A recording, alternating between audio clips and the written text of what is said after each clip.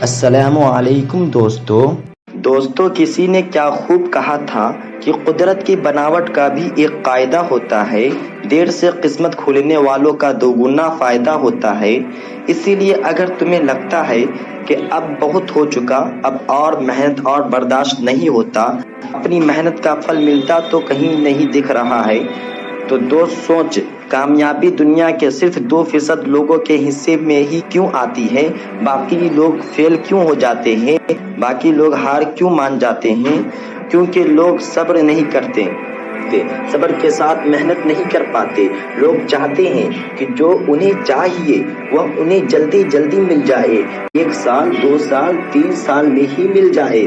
50% سے زیادہ لوگ اپنے پہلے سال میں ہی گیو اپ کر جاتے ہیں، 30% لوگ اپنے دوسرے سال میں ہی ہار مان جاتے ہیں، اور باقی 10% لوگ اپنی محنت کے تیسرے سال میں ہی اپنے خوابوں کو مار دیتے ہیں۔ یاد رکھو، جب کسی درخت سے پھل چاہیے ہوتا ہے تو پہلے بیج بویا جاتا ہے، پھر لگاتار پانی دیا جاتا ہے، درخت کی دیکھ بھال کی جاتی ہے، موسم کی بدلتے رویوں سے درخت کو بچایا جاتا ہے، پھر آہستہ آہستہ پودا بڑا ہوتا ہے، پھر درخت کی شاخیں آتی ہے، پھر پتے آتے ہیں، پھر کہیں جا کر پھل لگتا ہے۔ بیج بونے سے لے کر پھل دینے تک بہت سی محنت، بہت سا وقت لگتا ہے۔ اور کسی نے کیا خوب کہا تھا، اگر تم کامیاب ہونا چاہتے ہو تو اپنے خوابوں پر اس طرح کام کرو جس طرح ایک مالی باغ میں پودوں اور درختوں پر کام کرتا ہے۔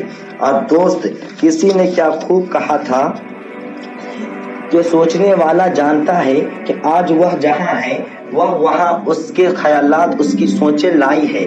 اور بڑی بات یہ ہے، انسان اپنی سوچ اور اپنے خیالات کے ذریعے اپنی مستقبل بنا رہا ہوتا ہے۔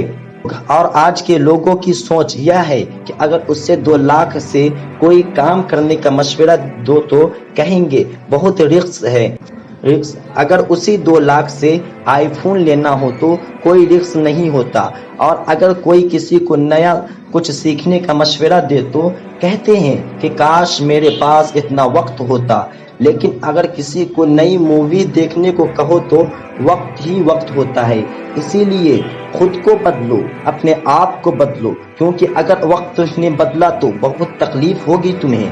اور جب بھی ہار ماننے کی سوچو تو خود کو یہ باتیں ہمیشہ یاد دلانا کہ راستہ بھی جانتا ہوں، چلنا بھی جانتا ہوں، میں آگ ہوں تبھی جلنا بھی جانتا ہوں، مجھے موم نہ سمجھو جو منٹوں میں پگھل جاتی ہے، میں سورج ہوں ڈوب کر نکلنا بھی جانتا ہوں۔ تو دوستو، اپنی سوچ کو بدلو اور اپنے آپ کو بدلو۔ میں ملوں گا انشاءاللہ ایسے ہی موٹیویشن سے بھری ویڈیو کے ساتھ، جب تک کے لیے اللہ حافظ۔